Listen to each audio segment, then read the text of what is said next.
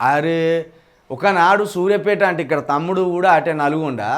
సూర్యాపేట అంటే ఒకనాడు ఫ్యాక్షనిజమే, ఏసుడే తీసుడే, తుంగతుర్తి, నకరేకాళ్ళు, సూర్యాపేట, రాయలసీమలు ఎట్లయితే వ్యక్తిగత కక్షలతోటి రాజకీయ కక్షలతోటి ఈ వర్గం పోయి ఆ వర్గాన్ని నరుకుడు, ఆ వర్గం వచ్చి ఈ వర్గాన్ని నరుకుడు, గిదే లొల్లి ఉండే నల్గొండ ప్రాంతంలో, ముఖ్యంగా రాజకీయాల్లో. దీంట్లో బలైందంతా కూడా ఎస్సీ బీసీ ఎస్టీల ప్రజలే. వీళ్ళు పెద్ద పెద్ద స్థాయి వాళ్ళు అటు నిలబడతారు, హే ఇష్రా పోర్రా అంటే పోతారు, కథం పెట్టేస్తారు, జైల్లో పడతారు. నల్గొండ జిల్లా అంటే ఏంటిది? ఫ్లోరైడ్ ప్రాంతం, ఫ్లోరైడ్ ప్రాంతం. అది నిరక్షరాస్యత తక్కువే, పంట దిగుబడి తక్కువే, మర్డర్లు ఎక్కువ, గ్రూప్ తగాదాలు ఎక్కువ, ఫ్యాక్షనిజం ఎక్కువ. సేమ్ మళ్ళీ అదే ఫ్యాక్షనిజం ఇప్పుడు కొన్ని మండలాల్లో మళ్ళీ ఉన్నది.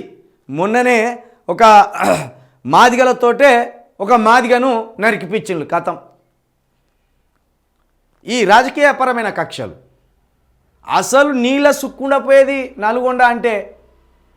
అటువంటి నల్గొండలో ఇప్పుడు మెడికల్ కాలేజీలు వచ్చినాయి, ఏ ఊరుకు చూడు నీళ్ళు వచ్చినాయి, ఏ ఊరుకు చూడు ఆ విద్యుత్ ఉన్నది, ఏ ఊర్లో చూడు ఇప్పుడు ఈ 10 సంవత్సరాల్లోనే మంచిగా నీట్గా మనుషులు 10 రూపాయలు సంపాదించుకొని ఈ అణగారిన వర్గాలు కూడా ఆధిపత్య వర్గాలకు సమానంగా ఆలోచించే స్థితికి ఆ బతకడానికి కూడా వచ్చింది.